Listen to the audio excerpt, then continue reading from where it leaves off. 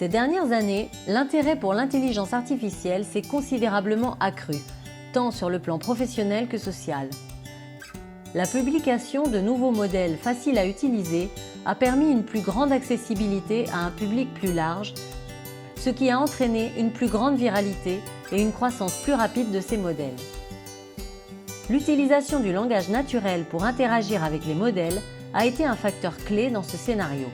Certains des modèles les plus célèbres sont des modèles de génération d'images, tels que Midjourney ou DALL-E 3. L'évolution de ces modèles a été si rapide qu'il est facile de voir comment ils se sont améliorés en résolvant des problèmes au fur et à mesure de leur utilisation. Au début, les images générées étaient abstraites, mais aujourd'hui, nous sommes arrivés à un point où il est difficile pour un œil non averti de faire la différence entre une image générée par l'IA et une image créée par une personne. L'un des modèles qui a le plus attiré l'attention est sans aucun doute ChatGPT. Ce modèle a permis d'accélérer le travail dans certains secteurs comme la programmation. Cependant, il n'est pas seulement utile dans le domaine technique, mais aussi dans notre vie quotidienne, par exemple en nous donnant des idées sur ce que nous pouvons manger aujourd'hui. Compte tenu de l'existence d'outils aussi puissants, largement utilisés dans la société, l'Europe a décidé de réglementer leur utilisation au moyen de la loi sur l'IA, la première loi globale sur l'intelligence artificielle au monde. Cette loi vise à créer de meilleures conditions pour l'utilisation et le développement de technologies innovantes. Pour ce faire, cette loi doit analyser et classer les applications en fonction des risques. 4 groupes de risques ont été définis. Inacceptables, comme la reconnaissance faciale ou le scoring social. Élevé, qui inclurait des applications dans l'éducation, l'emploi et la justice. Limité, comme les chatbots ou les deepfakes. Et minimal, qui seraient des applications telles que les filtres anti-spam ou les jeux vidéo. Le Parlement européen a fourni les principaux points sur lesquels la loi est basée, tels que la sécurité, la traçabilité, la transparence, le respect de l'environnement et la non-discrimination. Avec une réglementation adéquate, l'utilisation des applications d'IA sera plus sûre et offrira de meilleures conditions pour tous. L'intelligence artificielle s'est généralisée dans le monde entier et dans de nombreux secteurs. Aujourd'hui, il n'est pas rare d'avoir à la maison des appareils qui l'utilisent, comme Roomba ou Alexa. L'un des secteurs où l'IA a fait des progrès significatifs est celui du commerce électronique, où des modèles sont utilisés pour générer des recommandations personnalisées ou détecter des fraudes. L'objectif est de rendre la vie des gens plus confortable et plus simple, comme c'est le cas avec les voitures autonomes pour lesquelles plusieurs entreprises travaillent pour en faire une réalité. Cependant, l'un des secteurs présentant un grand potentiel pour la mise en œuvre de l'intelligence artificielle est le domaine de la médecine. Elle est de plus en plus explorée dans les soins de santé à travers le monde avec des applications prometteuses allant de la détection précoce des maladies à l'amélioration de la précision des diagnostics et à la personnalisation des traitements. Tout cela a été possible grâce au progrès de la technologie des données, comme l'apprentissage profond, deep learning, qui repose sur l'utilisation de réseaux artificiels à couches multiples pour apprendre à partir de grands ensembles de données et effectuer des tâches de reconnaissance des formes. Le big data a été développé pour traiter cette quantité d'informations, ce qui est utile pour les ensembles de données qui dépassent la capacité traditionnelle d'une base de données et de ses systèmes de gestion. L'apprentissage profond est utilisé pour traiter, analyser et déduire des caractéristiques clés. Grâce à l'exploration de données, nous pouvons obtenir des relations et des modèles dans de grandes quantités de données. Toutes ces informations doivent aller quelque part, et c'est là que l'informatique en nuage, cloud, entre en jeu en permettant le stockage et le partage des données sur l'Internet. Il est également utilisé pour optimiser les ressources matérielles, accroître l'évolutivité du système et réduire les coûts informatiques. Tout ce processus est présent autour de nous dans notre vie quotidienne, dans le réseau d'appareils connectés qui nous entoure, collectant et partageant des informations en temps réel. C'est le secteur de l'Internet des objets. Cependant, tous ces appareils ont un coût caché. Selon Mark Mills, PDG du Digital Power Group, au cours d'une année, un iPhone, aussi difficile à croire que cela puisse paraître, consomme plus d'électricité qu'un réfrigérateur. Ou par exemple, il faut plus d'électricité pour transmettre un film haute définition sur un réseau sans fil que pour fabriquer et expédier un DVD du même film.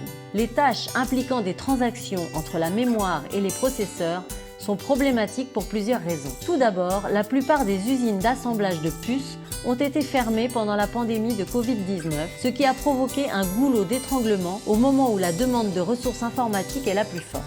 Deuxièmement, ces transactions consomment de l'électricité. À titre indicatif, les ordinateurs représentaient 2% de la consommation mondiale d'électricité en 2019 et 6% en 2020. Selon les projections, ce chiffre pourrait atteindre 20% d'ici à 2030.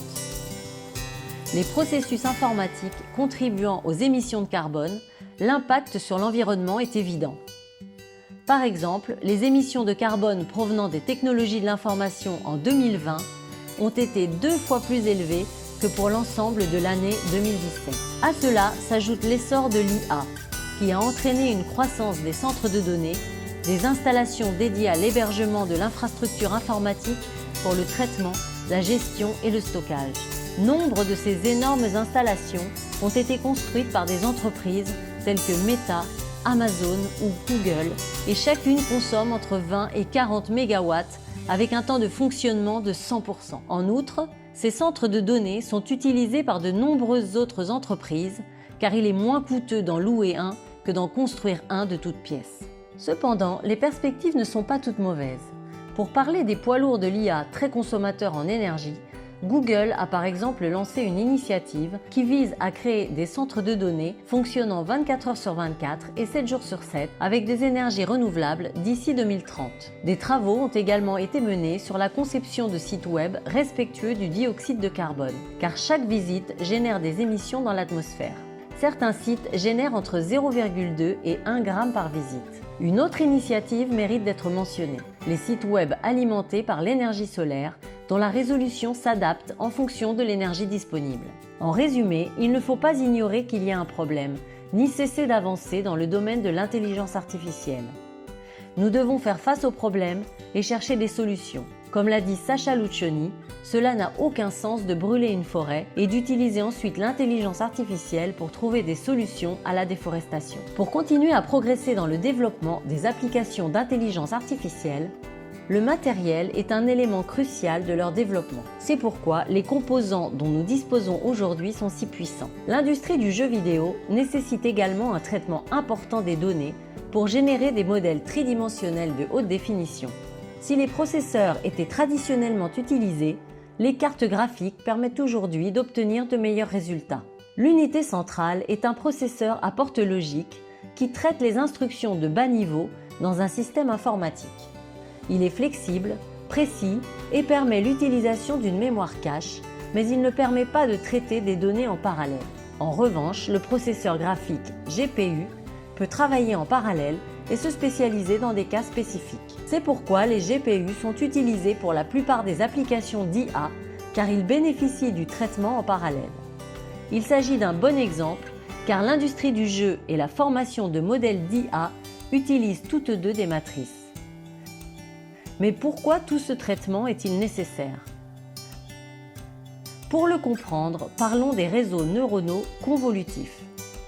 Ces réseaux sont largement utilisés pour le traitement des images dans le cadre de l'apprentissage profond. Leur force réside dans leur capacité à détecter des modèles. La principale différence entre un réseau neuronal à perceptrons multicouches et un réseau convolutif réside dans leurs couches cachées, appelées couches convolutives. Celles-ci sont chargées de trouver des caractéristiques dans les images avec lesquelles le modèle est formé. Les premières couches se spécialisent dans des composants plus généraux, tels que les formes géométriques, les textures et les bords. En revanche, les couches ultérieures trouveront des objets plus spécifiques, tels que les yeux, les oreilles et les plumes. Dans les couches encore plus profondes, il est possible de détecter des chiens, des chats ou un avatar Fortnite. Pour mieux comprendre ce processus, voyons comment fonctionne un filtre de détection des contours. Nous utiliserons 4 matrices de dimension 3 par 3. Si nous les regardons, elles ont toutes une colonne ou une ligne avec des valeurs de -1, une autre avec des 1 et la dernière avec des 0.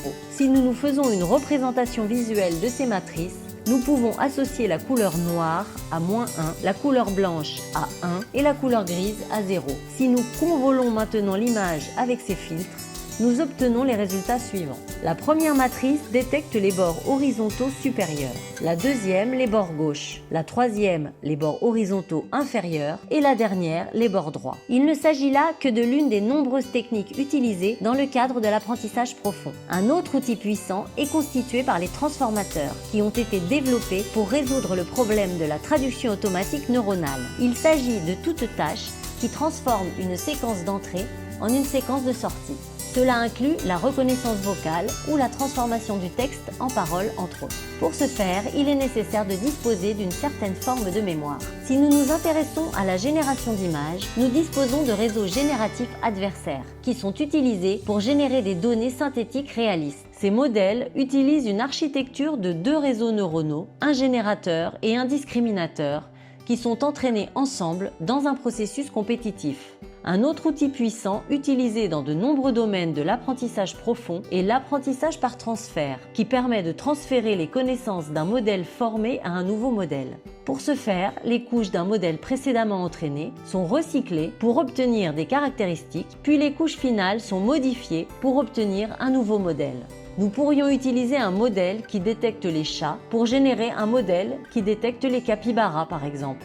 Nous avons ainsi pu voir les bases de l'intelligence artificielle, contextualiser le moment présent et comprendre pourquoi ce secteur est si important. Nous espérons que vous avez apprécié les vidéos et que vous avez appris quelque chose. Nous espérons vous revoir bientôt et vous remercions.